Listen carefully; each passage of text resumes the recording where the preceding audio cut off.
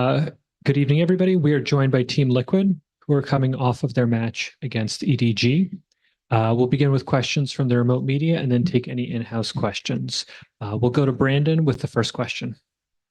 Awesome. Thank you, Brandon with esports. GG. Sorry about the loss, guys, but I'll direct this maybe to Kamek or Nats as the IGL, whoever wants to respond. I know when it was 11-11, you guys were able to, or were going to push it to map point, but Smoggy stuck to the fuse there. We kind of maybe saw a misplay with the Astra Star, him allowing EDG to get that map point instead. I just would like to kind of hear the breakdown of what happened, during the round there, if anybody wants to fill us in on that. I mean, there's nothing much to say. I just missed the star, and I realized it too late, and that's why we lost the run.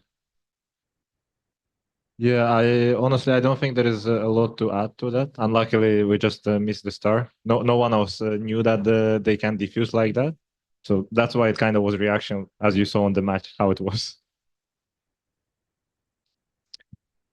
Thank you. We'll go to Sanchez next. If you can unmute your mic. Sanchez Ronnie. We'll go then to Miguel Soriano from Sons of KS. Hi, thank you. Hello, guys. First of all, GG well played.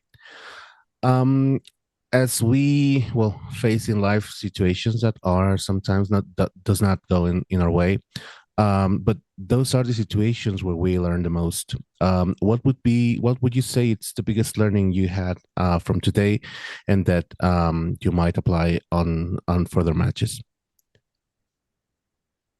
Is that question to someone or to everyone? It's open for whoever wants to take it. I can take over that. I think we need to distance ourselves from the game to have an actual concrete answer to that. Obviously, losing like this, it's always hard.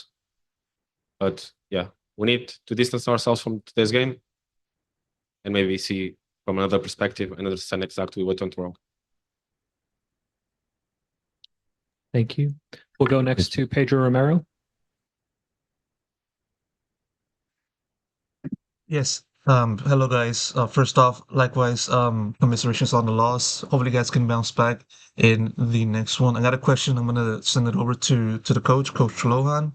Piggybacking off of like your recent answer regarding the match itself, I want to ask you more specifically about the carryover from map 1 to map 2. Obviously, it was a much closer affair in the first map, going to multiple overtimes, and then once EDG won that map, their momentum kind of carried over into the second map, in which they won with more authority in that second map. And so what I want to ask you is sort of, what do you feel affected the team from the end of map 1 all the way to map 2, and what do you think was the biggest challenges that you guys faced amidst that time frame?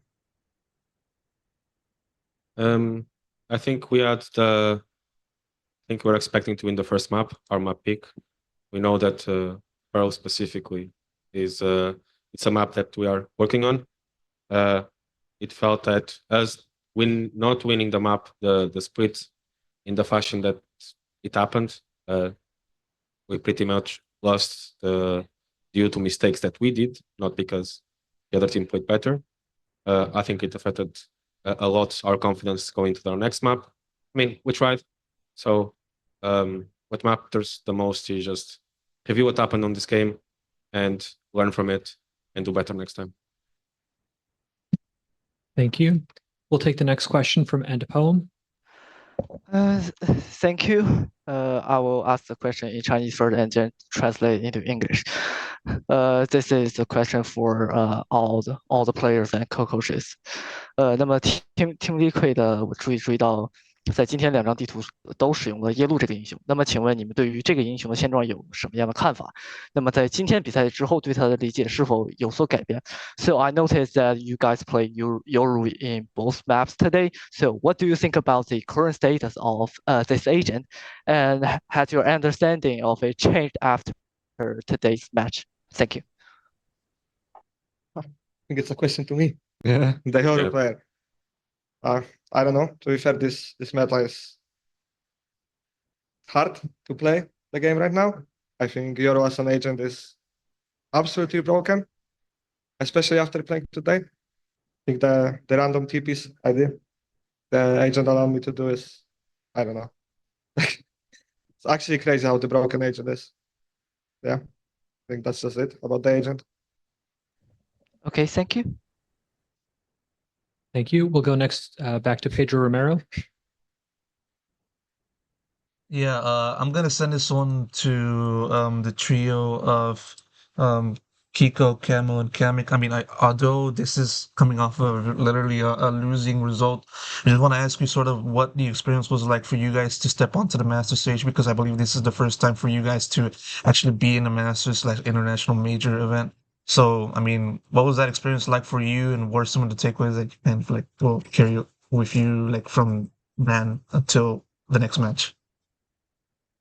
I'm gonna start. Okay, going on the stage, I feel like the crowd was absolutely amazing. It actually felt crazy being on the stage, and inside of the game, I felt pretty comfortable having my boys around. So just like every other game we played in EMEA, yeah, it was nice. What about you, Zia? I can go next then. For me, it was a nice experience because, like as you said, as you mentioned, I didn't play. I mean, I've been to the international events before as a sub with Fnatic, but this time is the first time I'm playing. I was kind of stressed because, like, it's not EMEA, it's like a larger event, like international event. It's just like obviously it's gonna be harder because we're playing against different regions and yeah, that's everything I wanted to say.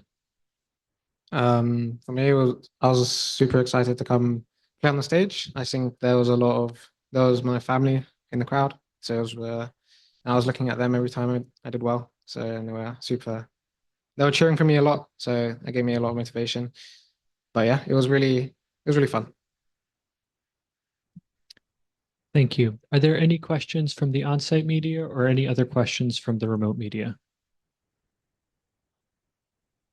Team Liquid, thank you so much for taking the time to speak with us today. Thank you. Thank you.